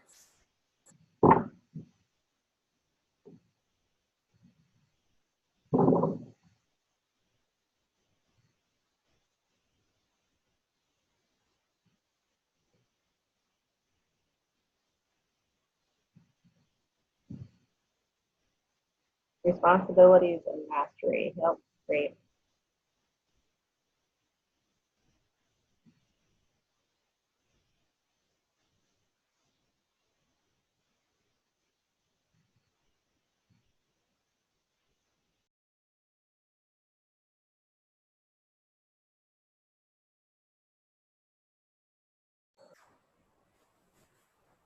All right, well, I'll let Dodie kind of keep an eye on that if anybody else types in, but I will keep moving forward here for the sake of time. So you can see it, these are kind of the main points that come out of that: assessing your qualifications. So making sure you have, again, those qualifications to teach or to present on the topic area that's being asked of you. Building your knowledge and skills. So, you know, we need to continue to build our own knowledge and skills in prevention. We can't just, you know, become a certified prevention specialist or go through a couple classes and everything in education, because things are always changing and evolving. We want to make sure we're using best prevention practices, addressing personal impairment. So if we know that we are struggling either with substance use or mental health issues, that we're taking care of ourselves. And then we do need to address the unethical conduct of colleagues. So I'd ask you to take out the professional code of ethical conduct for prevention specialists. Jody sent that out this morning, and hopefully you either printed it off or you have it in front of you. But so this is the prevention code of ethics. If you're a certified prevention specialist, we sign this code of ethics under the Board of Addiction Prevention Professionals. And I just highlighted a few things where I feel this code of ethics hits all of these things here. So if you look under responsibilities, you'll see that there's 5 bullet points. And the 3rd bullet point down says, recognize their personal competence and not operate beyond their skill or training level, and be willing to refer to another individual or program when appropriate. So I think that looks at assessing qualifications. It's okay if we're not the expert in everything, but we need to be willing to acknowledge that and then get them referred on to those that can do it. Or we need to take a step back and say, I need to have more training on this in order to be able to do this. You need that qualification. Then the next bullet point there, number 4, says, be committed to upgrading your knowledge and skills for ongoing education and training. So that hits on upgrading your knowledge and skills. For using best prevention practices, I would jump up to that first bullet point on responsibilities. It says, operate the highest level of honesty and professionalism and will strive to deliver high quality services, holding the best interests of the public first. And then the last couple there, well, for the addressing unethical conduct of colleagues, I would go to adherence to state and federal laws and rules. You can see there's 4 bullet points there. And that last bullet point says, shall assume responsibility to report the incompetent and unethical practices of other professionals. And then that last section for addressing personal impairment, you can see it says that right there, personal conduct and professional competency, and we already talked about that. But I was actually on the work group when the Board of Addiction Prevention Professionals went from certified addiction counselors to addiction specialists, addiction counselors, and went to licensed counselor versus we used to have competency counselor level 1, 2, and 3. And when we went through that process, we did take a look at everything that was required of treatment and prevention. And there was some lengthy discussion about why a treatment counselor doesn't find the same code of ethics as a prevention specialist. I, as a prevention specialist, felt it was important that we specifically said that, we would model and promote a healthy lifestyle and well-being by low risk or no use of alcohol, tobacco, or other food, and chemicals, because we are oftentimes going in front of youth and teaching. Michelle, you're kind of hard to hear again. Okay, can you hear me now? Try it again. Yeah. Okay. I can hear you, but just every once in a while it gets really muffled and I can't understand you. Yeah. You said that too. What's that? The same thing kind of happens with you at times. Okay. So I don't know. I don't know if it's yeah. I think when I turn my head, maybe. Yeah, don't turn your head. I'll try not to do it at all. But anyways, we need to be mindful that when we are willing to go in front of a group of young people, and we need to walk the walk, not just talk the talk. Whatever we're sharing, we need to be able to ethically stand by what we're teaching them as well. So anyways, I thought that'd be a little bit helpful to see what the South Dakota Prevention Code of Ethical Conduct for Prevention Specialists is and how it really does hit all these key concepts. Any questions about that? Can you still hear me, Dodie? Yep. Okay. So have you ever been asked to take on something in your role as a prevention professional that you were unsure of? And if so, how did you decide what to do? So would anybody be willing to unmute themselves and share that or type into a chat box? Have you ever been asked to take on something in your role as a prevention professional that you were unsure of? How did you decide what to do?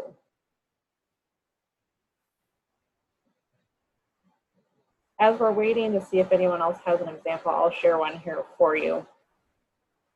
Perhaps you're running a prevention program for all 10th grade students. When the principal asks you to start a new program for students that have been experimenting with alcohol and other drugs, you're unfamiliar with the program and haven't worked with this high-risk population. How do you decide what to do?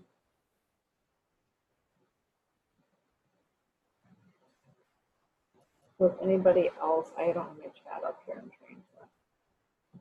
Have you seen any else come in, Dodie? No, I don't. Okay. So how do you decide what to do in this situation? And in any situation, there's some check marks here that we can take a look at. So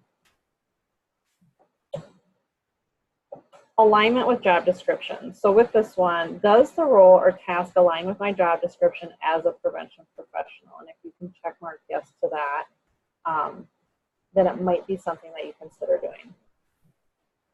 So for example, many of us in substance use prevention have also had some training or experience in counseling. And I have seen that a lot where people do have experience as a treatment counselor or a mental health counselor and then they go in the prevention world. However, when working as a prevention professional, we need to stay on the prevention pathway. You may be trained in another field, however, counseling and treatment do not align with our job description as prevention professionals. So we need to take a look at that job description and say, does what they're asking me to do fit into that scope of work, my job description, okay? Next one, familiarity with population and setting. Am I familiar and comfortable with the population and setting? And if you can say check mark to that, great. The next one, am I familiar with the culture of the border community, including its substance use related norms, data, and resources? And that last one, have I had any training and understanding in working effectively with the focused population in this setting? So whenever we are confronted with new tasks, projects, or positions, it is important that we assess or reassess our qualifications before we start taking them on. That can be difficult because we want to meet the needs of the people in the community. So if we get a request, we want to be able to meet those needs. If I'm working for a school and they want me to do this curriculum, it can be hard to say no, because it might affect funding, it might affect our ability to work with them, but we do need to make sure that we have the knowledge, skills, and abilities to do that ethically. All right. So in addition to assessing our professional qualifications, we have to continue to build and develop our prevention expertise. So for example, we wouldn't want to go to a doctor with an updated, with no updated training since middle school, right? We know that doctors, most professions have to continue to go to different college credits or getting continuing ed credits to further their knowledge.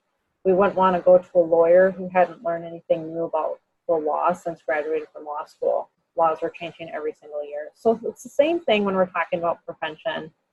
The competency principle expects prevention professionals to continually learn, grow, and stay abreast of the latest prevention concepts. This can be done in many different ways. So how do you grow as professionals? Where do you go and what do you do to build your prevention-related knowledge and skills? Anybody willing to share that in the chat box?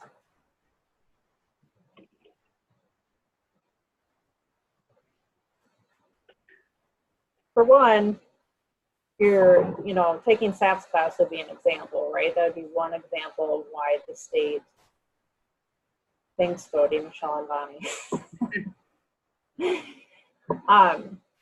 And that's why the state puts that as a requirement for anybody that's going to do prevention within the first year attends a class like this, so that we have some knowledge and skills around prevention. Erin, continue to learn new information and stay up to date on state and nationwide trends. Thank you. Juanita, take classes and reach out to other prevention specialists. Great, thank you so much. So exactly, you hit on both the things here. We can see this first one would be supervision and mentoring. And so it'd be ideal that you would have somebody who is supervising you that has been in prevention for a number of years and has some knowledge behind it. But we recognize oftentimes that's not the case. Oftentimes when people start their first prevention job, most of the people even in the agency don't really understand what prevention is. And so I often say that first year you're just kind of treading water. It takes about a good year to kind of get your feet on the ground. So if that's not possible, peer mentoring can also be extremely beneficial. And so peer mentoring would be like what Dodie said. Bonnie and I can learn from Dodie. Dodie can learn from us. We do a lot of the same things, and so we can be mentors for each other. Probably maybe 10 years ago, we had started a mentoring program where we created a folder with different information that we gave the new prevention specialists. And, I think we need to do a better job of revitalizing that and being mentors for those that are new to the field and knowing who the other prevention specialists are and who they can reach out to, because I think that can be a really important piece. The second one is professional development. So we know this is a forever changing field. Prevention is relatively new, all things considered. And so professional development helps practitioners expand their knowledge and enhance those skills. It gives us opportunities that may be available through your prevention agency or state or national prevention organizations. And oftentimes you can even take a lot of these things online. I think every single day I get an email about a webinar that's coming out that I can take part in, and oftentimes at no cost as well. So would any of you be able to identify some of the professional development opportunities that you've partaken in? So for one, you participated in training because you sat through SAPS, and then you continue to go through these series of webinars to complete that. Anything else that you do to continue your professional development that you would be able to share through the chat box?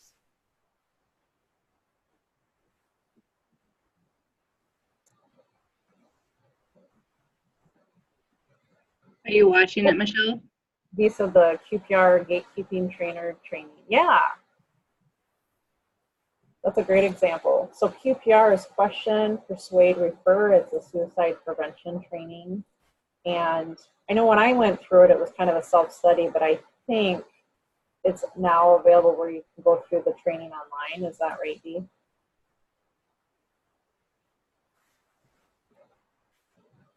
Still self-study, okay. Any other examples? Thank you for sharing that, Dee.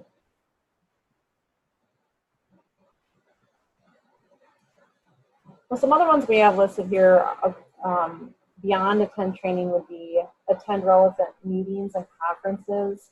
So if you have the opportunity, if there's a state or a national conference you can attend, those are always great. If the BSS is providing a state meeting, or sometimes we're holding these fall or spring forums. Subscribe to relevant email lists and newsletters. So I have been on quite a few of those, and that becomes really, I'm able to really stay up on recent trends. And so that can be an important way to educate yourself. Read professional journals, join local prevention or community health associations. So if you yourself don't lead a coalition, get engaged in the coalition or task force in your area. And then talk to other individuals and agencies with prevention or other community health agendas.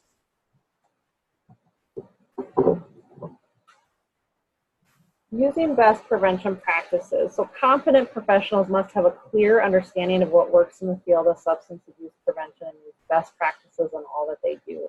When thinking about best practice and prevention, it's important to consider both our process as well as the interventions themselves.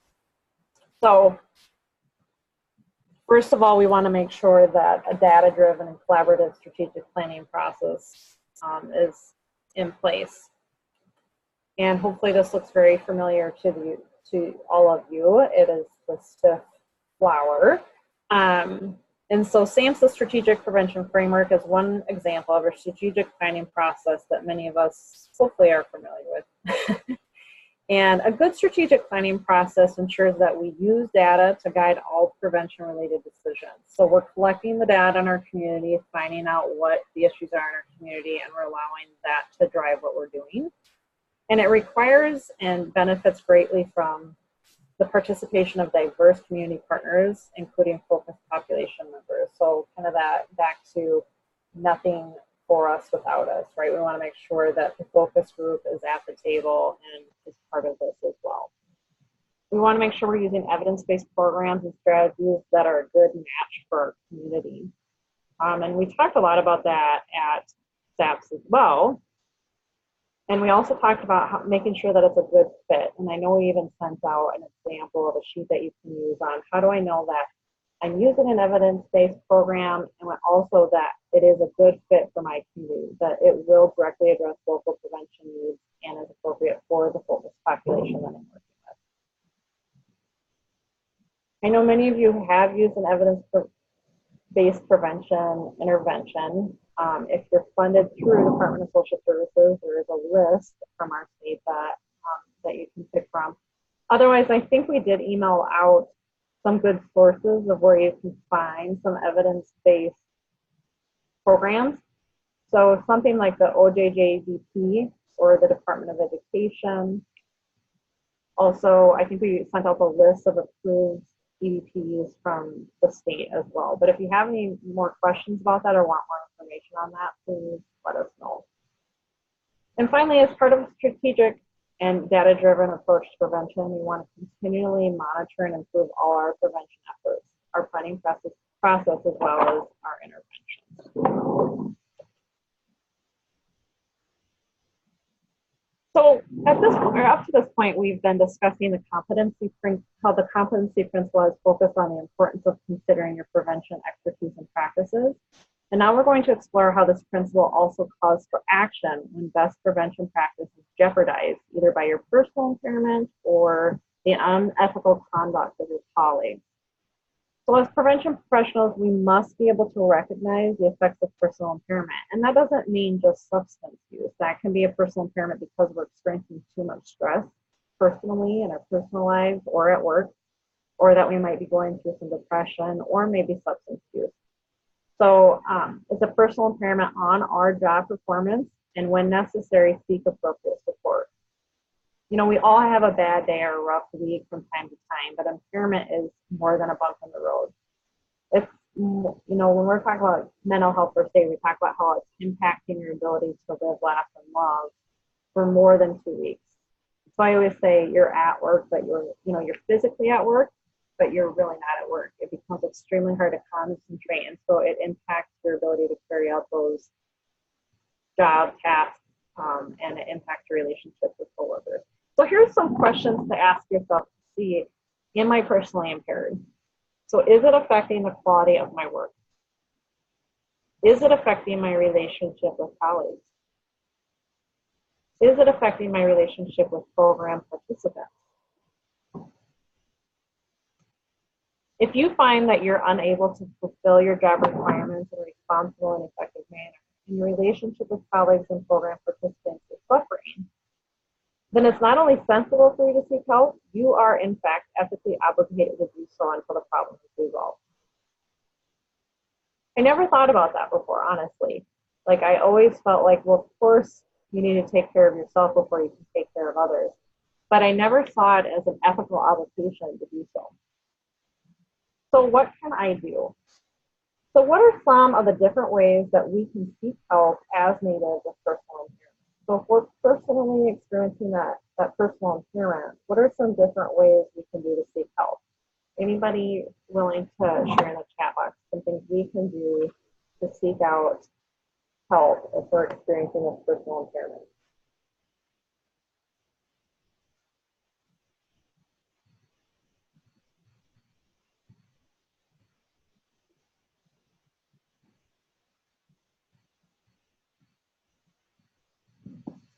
Okay, I'm taking this as everybody's done for the day.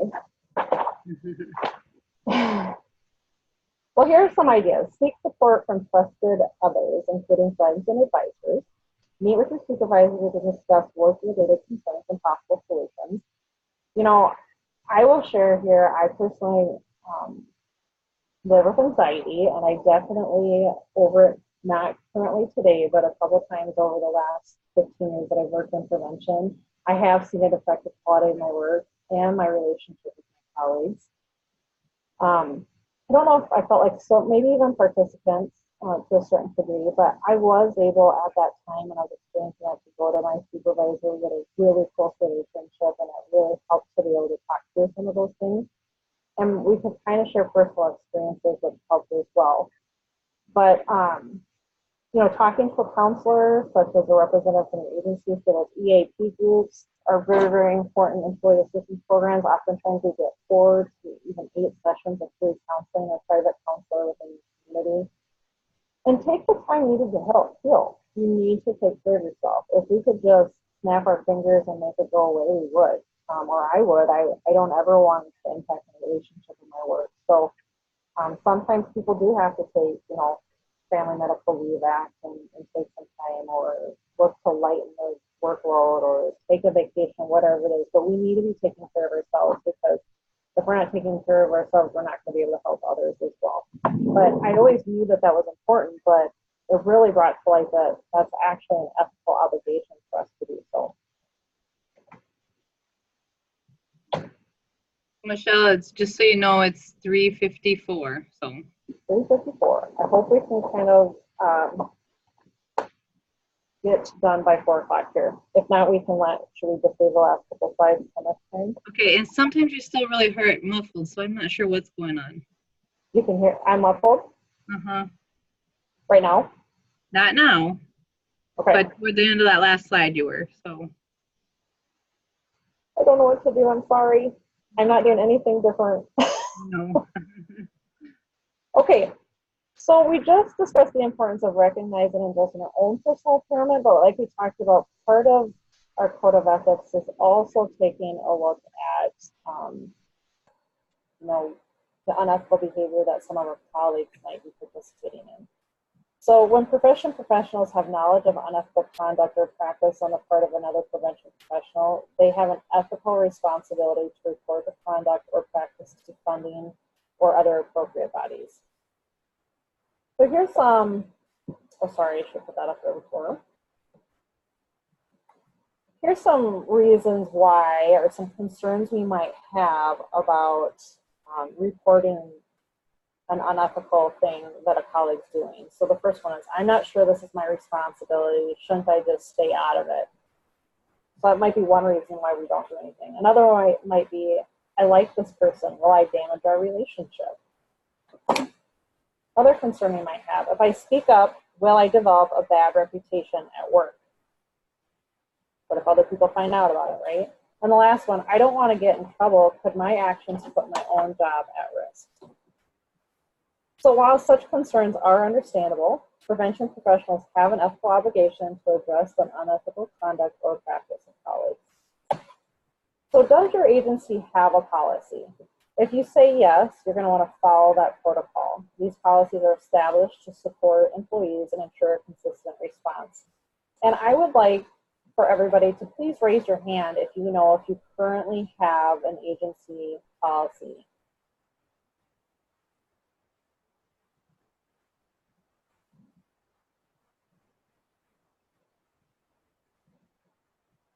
SCB has one. Does your agency have a policy in regards to ethical obligations?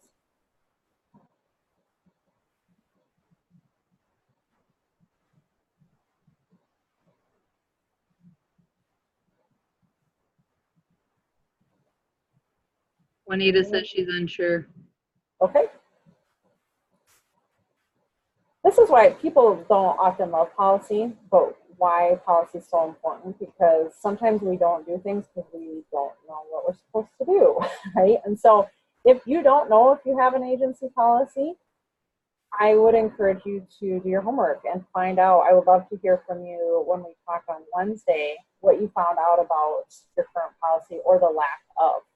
For the sake of time, I'm not going to pull it up, but we do at Volunteers America, we have a policy that lists out pretty in depth on a number of different things of our ethical responsibility for being an employee here. And then we have another policy that's called the whistleblower policy, which talks about how we can report when we feel like someone has done something unethical. And it goes from report it to your direct supervisor to the CEO or the compliance, just deceptive in here, or they even have a number that you can report it anonymously if you feel like that would be more comfortable for you. So I would encourage you to go back to your agency and take a look at that. So if your agency doesn't have a policy, then you need to do this. Use your best judgment. Talk to your colleague. So consider talking to a colleague, particularly if the behavior seems unintentional or relatively benign. Share your concerns might be all it takes to end the unethical behavior and prevent such practices in the future. If that doesn't work, you can talk to your supervisor about your concern and ask for guidance in handling the situation. If the behavior seems quite serious, like it's illegal or it's harming somebody, or your colleague's supervisor is not receptive to discussion, then report the behavior to the most appropriate advisor, so an agency director or a funder. And then consider helping to establish a policy at your agency. So if you don't have one, consider talking to the right people to say, I really feel like we need one in place and I'd like to work on that with you. So just to wrap up, these were the 5 different competencies that we worked through today. And I would just leave that with, if there was any questions.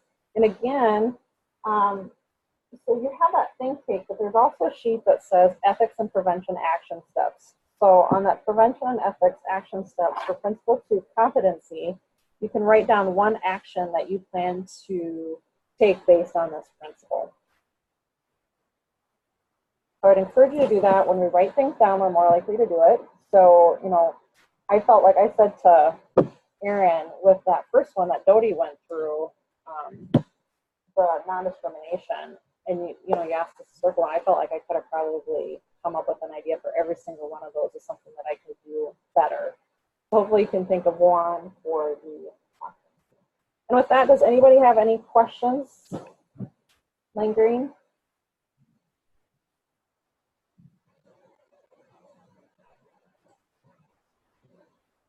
So I'm going to investigate potentially having us do conference call in for the webinar, because it is very frustrating when I'm listening to Michelle and it starts to get muffled because I can't hear. And so if you were experiencing that with me, I apologize. My only concern is I don't know how the recording piece would work for those who can't be on. So I'll let you know. I'll send everybody an email to let you know if we're going to proceed as is or if I'm going to send out a conference call line. Okay. Okay? That sounds good. All right. Thanks, everyone. We'll see you on Wednesday.